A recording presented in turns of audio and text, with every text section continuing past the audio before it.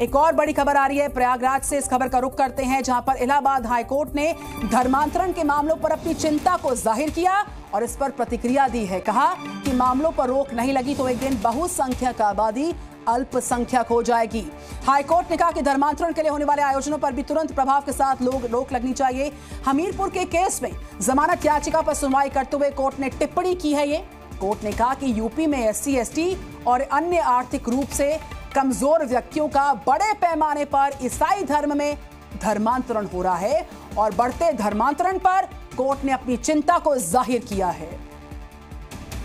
High court ने साफ कहा धर्मांतरण के लिए जो आयोजन हो रहे हैं उन पर तुरंत प्रभाव के साथ रोक लगनी चाहिए। हमीरपुर के एक मामले में जमानत याचिका पर सुनवाई करते हुए कोर्ट ने साफ टिप्पणी में कहा कि यूपी में एससी, एसटी और अन्य आर्थिक रूप से कमजोर व्यक्तियों का बड़े पैमाने पर ईसाई धर्म में धर्मांतरण हो रहा है और इसी को लेकर जो चिंता है कोर्ट ने अपनी जाहिर की है। धर्मांतरण के आयोजनों पर तुरंत प्रभाव के साथ रोक लगे। बड़े पैमाने पर उत्तर प्रदेश में धर्मांतरण पर जो चिंता है हाईकोर्ट ने अपनी जाहिर की। एक बड़ी टिप्पणी इलाहाबाद हाईकोर्ट की इस पर आई है सामने। धर्मांतरण को लेकर जितने भी आयोजन हैं उस पर तुरंत रोक लगनी चाहिए।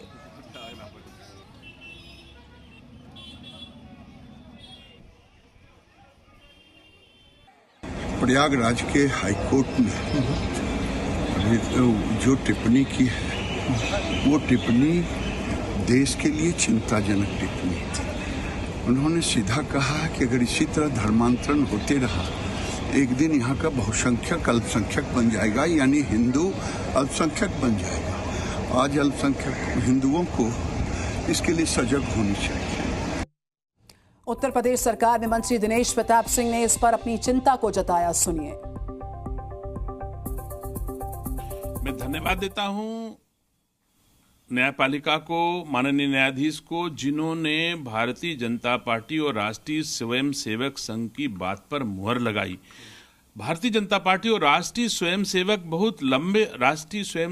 संघ बहुत पहले से कहता आ रहा है कि बहुसंख्यक हिंदू समाज का मतांतरण हो रहा है, धर्मांतरण कराया जा रहा है, इस पर रोक होनी चाहिए, लेकिन लोग इसको राजनीति से प्रेरित मान रहे थे।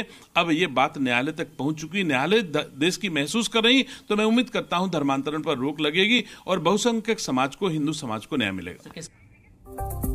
और उत्तर प्रदेश कांग्रेस के प्रवक्ता हैं सुरेंद्र राजपूत, उन्होंने इस पूरे मामले पर क्या कहा, सुनवाते हैं आपको।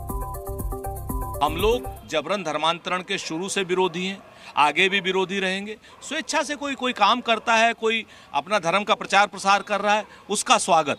लेकिन जबरदस्ती अगर और या लोभ देकर के कोई धर्मांतरण करता है तो उसका कठोर धाराओं में विरोध भी किया जाएगा, आर्थिक भी विरोध किया जाएगा, सामाजिक भी विरोध किया जाएगा और राजनीतिक भी विरोध किया जाएगा।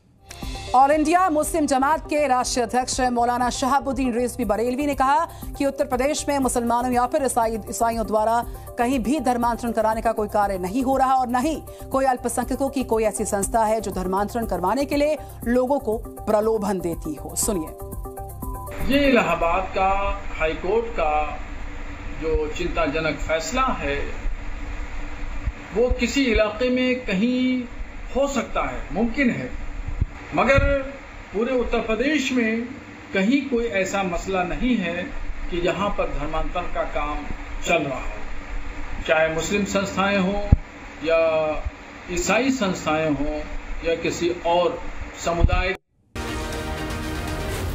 जी न्यूज़।